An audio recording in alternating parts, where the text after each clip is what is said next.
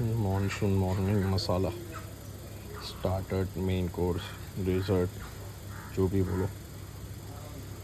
Soft food का पूरा routine क्या है मेरा, मतलब डेली का नहीं है ये, पर बदलता रहता है। जो आज का है वो है। माहौल भी अच्छा है सुबह का।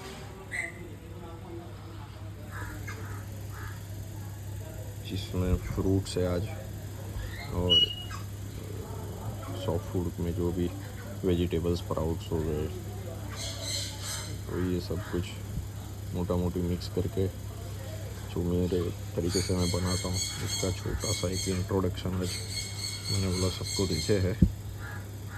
चलो सबसे पहले फ्रूट से स्टार्ट करते हैं। जैसे उसमें हो गया दाड़म, अनार, फिर एक पपीता है, सफरजन, एप्पल, वो नाशपाती, फिर बबू पोछा, फिर जामफल भी रहता है क्योंकि आज था नहीं, फिर केले भी रहते हैं।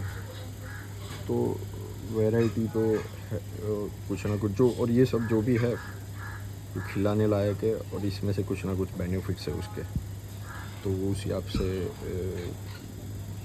प्लस माइनस करके मैं देता रहता हूँ। जिसमें पपीता में मैंने छिलका नहीं रखा है, वो हटा दिया है। सफरजन में भी नहीं रखा है, उसको भी हटा दिया है। बाकी जो है उसमें है। फिर जब आते हैं ये मेन कोर्स, जिसमें कुछ सीड्स की वैरायटीज़ भी है, कुछ कटहल की वैरायटीज़ है, कुछ सब्जी की वैरायटीज़ है। तो जैसे देखते हैं तो इसमें ये मैंने कच्चा पक्का उबाला है, पार बॉयल। थोड़ा सॉलिड बॉयल, एक जो स्वीट पटेटो, शक्करकंदी बोलते हैं गुजराती में, शक्करिया बोलते हैं, उसको करते हैं। क्योंकि जब उसको उबालते हो और उसमें प्रॉपर वो उबलता नहीं है, तो जब काटते हो उस टाइम पे फिर वो ब्लैकनेस पकड़ना चालू कर देता है। और वो सेम थिंग भी दूधी के अंदर रहता है, लौकी।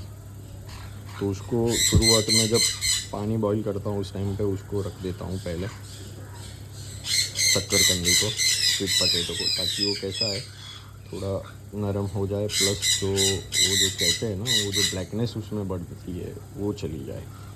और फिर उसमें हो गया गाजर है, फिर हरे वटाने हैं, फिर उसके अंदर पम्पकिन है, फिर लाल, पीले और हरे वाले कैप्सिकम है, ग्रीन, येलो और रेड, फिर ड्रम स्टिक, सरगवा, फिर मोरिंगा, फिर गाजर हो गया, कैरेट, बीटरूट हो गया, फिर मकाई तो एवरग्रीन है, तो वो है इसके अंदर।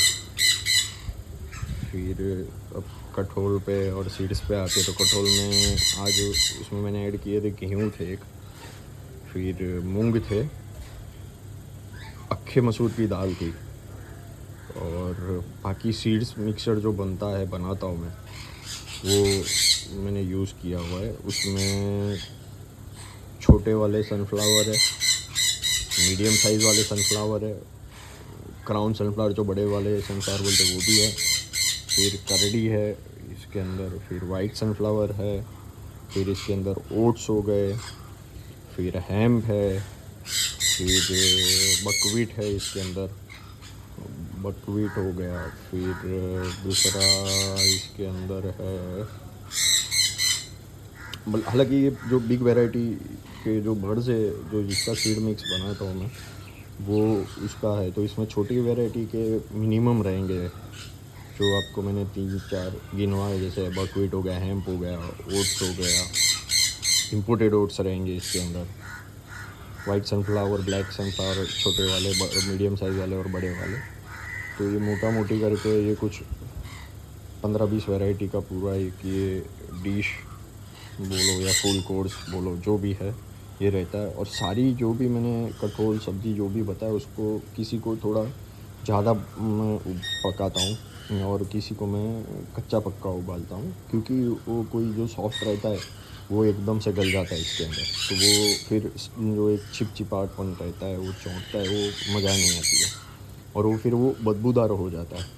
और ये कम से कम रहता है 5-6 घंटे के लिए। समझ लो कि सुबह 7-8 बजे लिया फॉर एग्ज़ाम्पल, तो मैं ये कम से कम 12-1 बजे निकालता हूँ।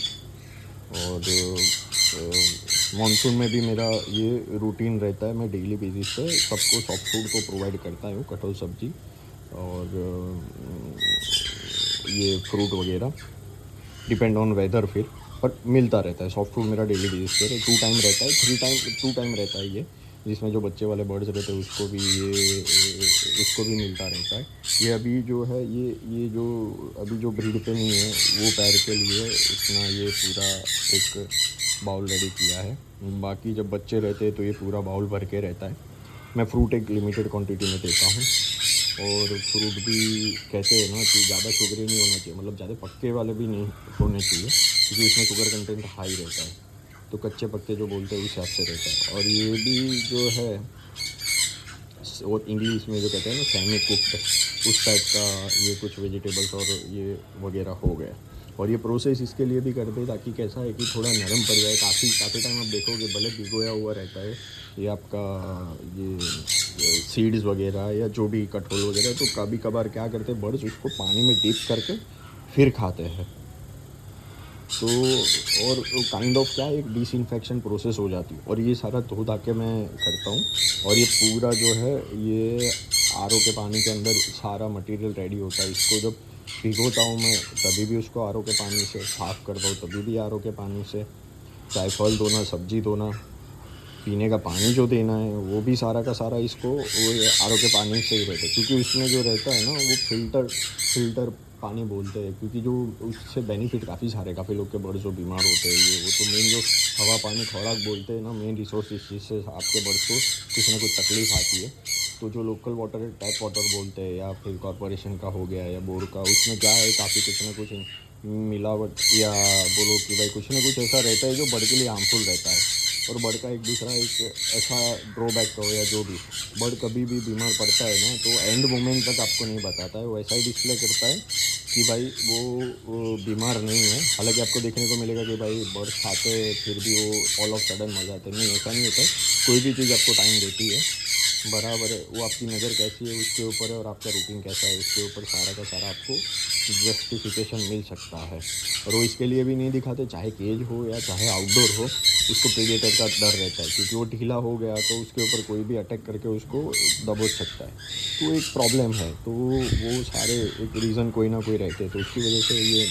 पर बस इतना है कि भाई जो भी है हाइजीन मेंटेन करते रहो, अच्छा से साफ़ सफाई डेली बेसिस पे करते रहो, और अच्छा पानी, मतलब ये मैक्सिमम मैं कहूँगा कोई ऐसा नहीं है कोई कंपनी का प्रमोशन है या ऐसा, और फ़िल्टर वाटर यूज़ करो। आरओ एक डलवा दो छोटा सा, सस्ते मिलते हैं अभी तो, और उससे उसका पानी भी पिलाने में भी वही पानी यूज़ करो, भिगोने के लिए भी वही पानी यूज़ करो, साफ़ करने के लिए भी वही पानी यूज़ करो, उबाल लाने के लिए भी जब उबालने का ज़रूरत है तभी भी वही पानी यूज़ करो, क्योंकि जो उसमें जो केमिकल्स बोलो या जो भी है ना वो सारे उसमें कट डाउन होता है। और जो बर्ड्स के लिए वो सबसे बेटर ऑप्शन वही एक फ़िल्टर वाटर, और जो TDS बोलो ये सब उसमें काफ़ी मेजर डिफरेंशिएट रहते हैं।